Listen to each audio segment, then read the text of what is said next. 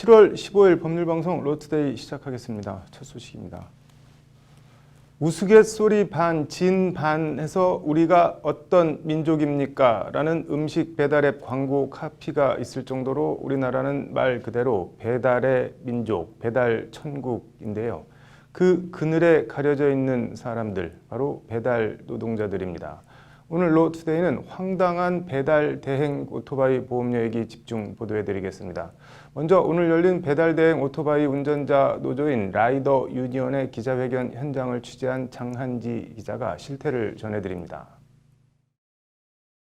오늘 오전 손해보험협회가 입주해 있는 서울 종로 코리안리 빌딩 앞입니다.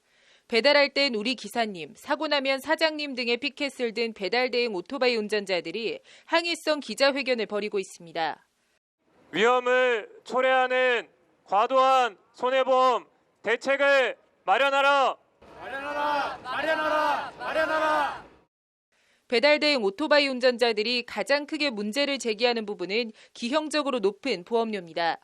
자동차 종합보험에 해당하는 배달 대행 오토바이 유상 운송보험의 보험료가 연간 1,000만 원을 훌쩍 넘긴다는 것이 이들의 주장입니다. 웬만한 고급 외제차 보험료보다 훨씬 높은 수준입니다. 심지어 20대 배달 대행 오토바이 운전자의 경우 1년치 보험료가 1,800만 원이 나오는 경우도 어렵지 않게 찾을 수 있다고 이들은 주장합니다. 20대 같은 경우는 1,800만 원입니다. 1,800만 원이 뭐냐면 20대 라이더가 S사 다이렉트 보험에서 견적을 뺀 보험료입니다. 사실상 보험을 들지 말라는 얘기인 거고요. 실제 라이더 유니온이 지난 5월에서 6월 2달간 소속 회원들을 상대로 조사한 결과 응답자의 61.7%가 유상운송보험에 가입하지 않은 것으로 나타났습니다. 그리고 이들 중 93.7%는 실제 보험료가 너무 높아서 보험에 가입하지 못했다고 답했습니다. 배달 대행 오토바이 운전자 16 이상은 유상운송보험 가입 없이 그냥 무방비로 배달 전쟁에 나서고 있는 겁니다. 2억짜리가 넘는 슈퍼카도 그 보험료를 가입을 하면 그 연간 보험료가 뭐 800만 원, 900만 원 뭐 이 정도인데 이 오토바이 그 운행을 하는 라이더가 종합보험을 가입하고자 하면은 보험료가 1,000만 원이 넘는다는 거는 뭐 사실 좀 충격적일 수 있는. 이 때문에 보험에 가입하지 않은 운전자는 안전대책 무방비에, 보험을 가입한 운전자는 비싼 보험료를 뽑기 위해 과속과 위험운전을 하게 되는 악순환이 되풀이되고 있다는 겁니다. 또 다른 문제는 이들 배달 대행 오토바이 운전자는 개인 사업자로 분류돼 사고가 나도 배달을 의뢰한 회사는 아무 책임도 안 지고 본인이 모든 민형사상 책임을 부담해야 한다는 점입니다. 이들이 이른바 배달 대행 공유 경제에 대해 빚 좋은 개살구라고 비판하는 배경입니다. 지금은 모든 자영업자들이 이 배달 시스템을 통해서 엄청난 혜택을 누리고 있다고 보시면 돼요. 그 라이더들의 그런 고생과 그리고 플랫폼 업체와 상생을 하면서 성장을 하는데 실질적으로 이제 배달을 하면서 라이더분들이 겪게 되는 그런 위험에 대해서는 라이더분들 혼자 다 책임을 져야 되는 그런 사회적인 문제가 있습니다. 이에 따라 기자회견 참가자들은 이륜차 관리와 보험료 부과 시스템 개선과 배달 대행 오토바이 운전자들의 안전을 확보하기 위한 산업안전보건법 개정 등이 필요하다고 목소리를 높였습니다. 기자회견 현장을 지켜보던 손해보험협회 관계자는 이런 문제들이 보험사만의 문제가 아니라고 선을 그었습니다. 그게 이제 보험만의 문제가 아니라는 거죠. 오토바이 시민단체는 손해보험협회를 시작으로 주요 보험회사, 금융감독원, 국토부 등 이륜차 시스템과 배달용 보험 현실화를 위한 단체 행동을 이어나갈 방침입니다. 법률방송 장한지입니다. 네, 배보다 배꼽이 훨씬 더 큰 오토바이 보험료 얘기 더 해보겠습니다. 이슈플러스 장한지 기자 나와 있습니다. 장 기자, 저희가 그 법률방송에서 도로 위에 서자 오토바이 시리즈를 몇 번 해드렸는데 오토바이 종합보험 실태를 좀 다시 짚어볼까요? 네, 관련 취재를 하면서 제가 직접 300만 원가량의 네. 오토바이 보험 견적서를 적이 네. 있었는데요. 대인과 대물 배상, 자기 신체 사고, 자기 차량 손해, 무보험자 상해 등 통상 자동차 운전자들이 가장 많이 가입하는 종합보험 네. 기준으로 견적을 뽑아 보니까 네. 384만 5,600원이라는 보험료가 나왔었습니다. 네. 차량 가입보다 보험료가 더 비싼 말 그대로 배보다 배꼽이 더 큰 결과가 나왔었는데요. 네. 한 보험회사 관계자는 이렇게 배보다 배꼽이 더 큰 오토바이 보험료에 대해서 네. 사실상 오토바이 운전자들의 종합보험 가입 거부를 유도하기 위한 보험료 책정이라고 털어놓기도 했습니다. 네. 이 때문에 2018년 기준으로 이륜차의 종합보험 가입률은 10% 미만인 것으로 나타나기도 했습니다. 네. 앞서 배달 대행 오토바이 경우 설문조사이긴 하지만 가입률이 40% 가까이 나왔었는데 일반 오토바이 종합보험 가입률 10%와 비교해서 좀 차이가 있는데 이건 뭐 어떻게 봐야 되는 건가요? 보험개발원은 보험료 대비 지급한 보험금의 비율인 이륜차 보험 손해율이 지속적으로 오르면서 네. 올해 초에 5.6%의 보험료 인상이 불가피하다고 분석했었습니다. 네. 그럼에도 배달 대행 오토바이 운전자들의 보험 가입률이 이제 일반 오토바이 운전자 가입률보다 더 높은 것은 네. 역설적으로 그만큼 이들이 더 위험에 크게 노출되어 있다고 보시면 될 것 같은데요. 네. 배달할 주문도 많고 시간은 또 정해져 있고 이렇다 네. 보니까 무리해서 운전을 또 하게 되고 당연히 사고도 많고 그렇다 보니까 이제 울며 겨자 먹기 식으로라도 자동차 종합보험에 해당하는 유상 운송보험에 가입할 수밖에 없는 구조가 되는 겁니다. 네. 그 유상 운송보험 이거에 가입하면은 사고가 나면 처리가 어떻게 되는 건가요? 그러면?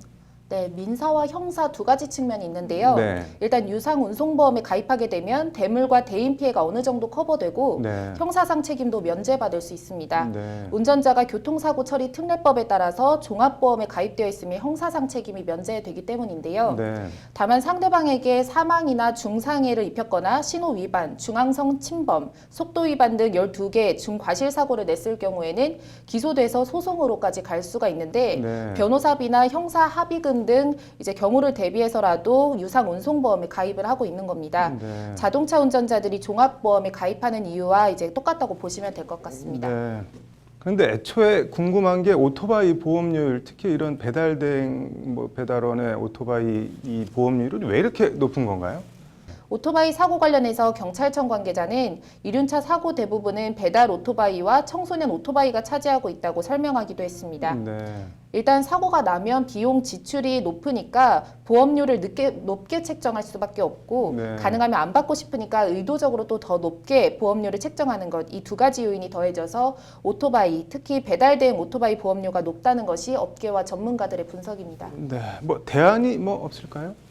네, 일단 중국집 배달원처럼 배달 대행 오토바이 운전자는 종업원이나 근로자가 아닌 네. 이제 개인 사업자로 분류가 됩니다. 네. 사고에 따른 위험과 비용 부담을 온전히 운전자가 떠맡는 구조인데요. 네. 일단 오늘 기자회견에서는 이 같은 문제점을 해결하기 위해서 네. 이제 오토바이 면허와 정비, 교육 등 이륜차 관리 시스템부터 사고 예방을 위한 산업안전보건법 개정 등 법 제도 정비, 안전 배달료 도입 등 업계 노력을 강제할 수 있는 방안 등이 제시됐습니다. 네. 한마디로 공유경제라는 이름에 걸맞게 배달 노동자도 좀 같이 살자는 건데요. 네. 어쨌든 좀 같이 먹고 살자는데 방안을 마련해 주는 게 맞는 것 같네요. 오늘 잘 들었습니다.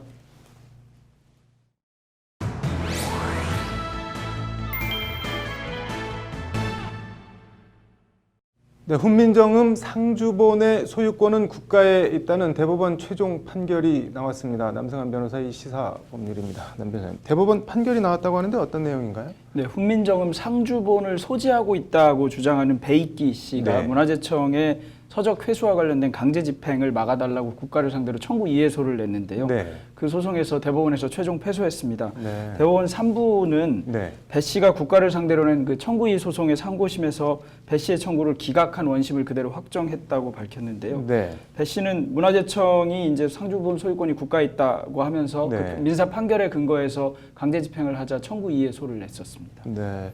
이게 경과가 상당히 복잡했던 걸로 기억하는데 전말을 좀 다시 짚어볼까요? 네, 10년이 훨씬 넘게 과거로 네. 흘러갑니다. 2008년 7월경인데요. 네. 이 배익기 씨가 네. 집수리를 하다가 정리하던 중에 발견했다 이러면서 이 상주본을 처음 세상에 공개했습니다. 네. 상주 지역에 골동품 등을 판매하는 조모 씨가 네. 그 상주본은 본인 것을 훔쳐간 것이다. 자신의 가게에서 훔쳐간 것이다. 이렇게 주장하면서 소유권을 주장하는 민사소송을 냈고 네. 그 민사소송에서 조 씨가 승소하는 판결이 확정됐습니다. 네. 근데 이 조 씨는 승소하고 나서 2012년에 이 상주본을 국가에 기부하겠다, 기부하겠다 이렇게 네. 밝힌 뒤에 사망했습니다. 네. 그래서 이제 최종적으로 소유권은 국가에 있다고 보고 있는 것입니다. 네. 그러면 소유권이 국가에 있다고 판결이 났는데 이 베이키 씨, 이 양반은 뭐를 근거로 국가를 상대로 소송을 낸 건가요?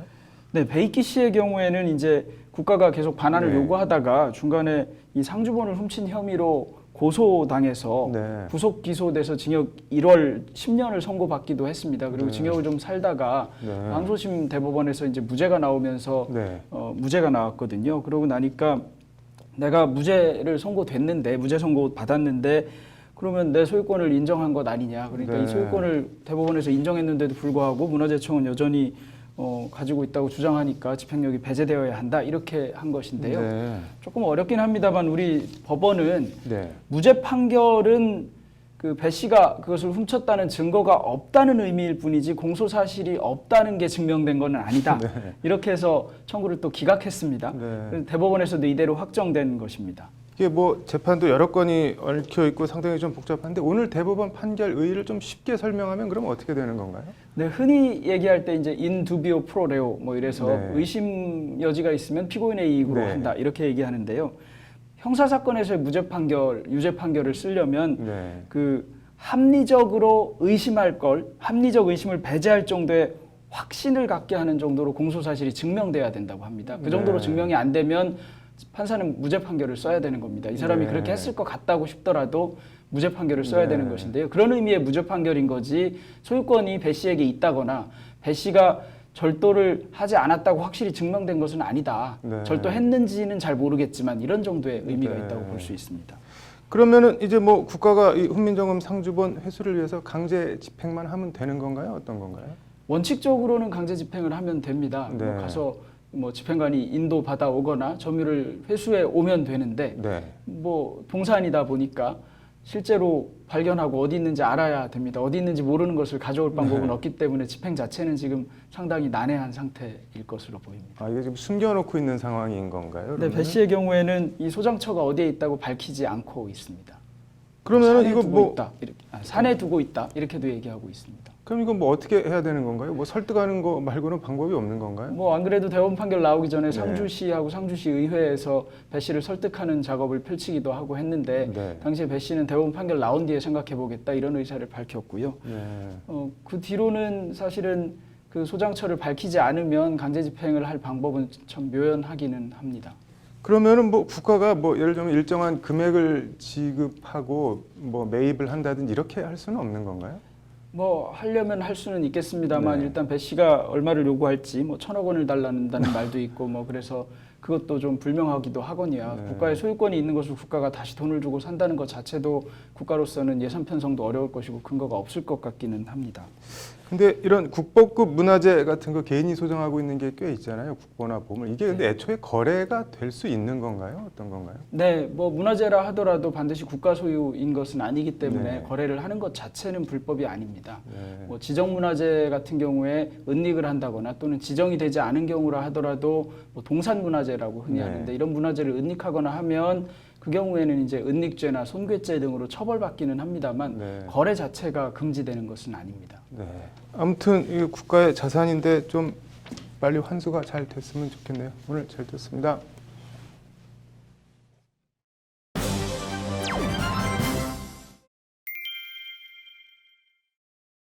네, 일상생활 속 법률구조 사례, 법률구조공단 사용 설명서 김태현 기자와 얘기해 보겠습니다. 김 기자, 오늘 뭐 사건 내용이 어떻게 되나요?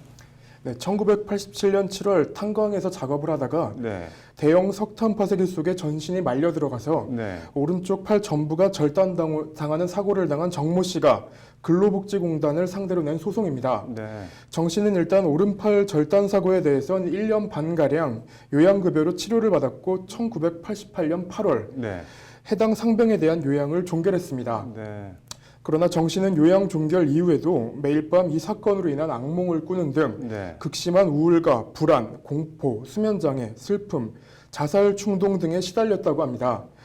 이에 정 씨는 2015년 근로복지공단을 상대로 외상 후 스트레스 장애와 우울증, 적응장애 등의 질환에 대해 예. 추가 상병을 신청했지만 거부당하자 네. 법률구조공단을 찾아 소송을 낸 겁니다. 네, 네, 법률구조공단은 정 씨가 당한 재해가 아니고선 달리 정신질환을 초래할 다른 요인이나 사건이 없었던 점, 끔찍한 사고를 당한 후 수십 년 뒤에 외상후 스트레스 장애 증상이 발생하는 사례가 의학적으로도 보고되고 있는 점 등을 들어서 네. 인과관계가 인정된다고 맞섰습니다. 네. 재판부 판단을 좀 들어볼까요? 네, 1심 재판부는 수십 년의 시차가 있긴 하지만 네. 이 사건 사고로 인해 극심한 우울과 불안 등 정신질환이 유발된 점이 인정된다며 원고 승소로 판결했는데요. 네. 재판부는 특히 근로복지공단이 주장한 사고 직후나 초기 정신질환 치료를 받지 않았다는 주장에 대해서도 네. 사고 직후 적절한 정신적, 심리적 치료를 받지 못해 외상후 스트레스가 장애가 더 커졌다는 취지로 적극적으로 판단했습니다. 네. 해당 판결은 2018년 2월 확정됐고 네. 정 씨는 정신질환에 대해서도 요양급여를 받을 수 있게 됐습니다. 네, 근로복지공단이 요양급여 안 준다고 상대가 정부 기관이라고 지레 포기하지 말고 법률구조공단 찾아서 적극 도움을 요청해야겠네요. 오늘 잘 들었습니다. 네, 이어서 법조계 소식 전해드리겠습니다. 이르면 9월부터 개인 면허 정보가 영문으로 담긴 운전면허증이 발급됩니다. 해당 면허증은 영국, 캐나다, 호주 등 최소 35개국에서 그대로 사용할 수 있게 될 전망입니다. 2019 광주세계수영연맹 세계선수권대회에 출전한 여자 수구 선수들을 몰래 촬영하다가 적발된 일본인 관광객 A씨의 긴급 출국 정지 조치가 내려졌습니다. 윤석열 검찰총장 후보자의 사법연수원 한기수 선배인 권익환 서울 남부지검장이 오늘 검찰에 사의를 표했습니다. 검찰이 맞벌이 부부의 생후 14개월 영아를 맡아 기르면서 수십 차례 학대한 동영상이 공개돼 공분을 일으켰던 금천구 아이돌봄이 50대 김모 씨에게 징역 2년을 구형했습니다. 7월 15일 법률방송 로투데이 마치겠습니다. 시청해주셔서 감사합니다.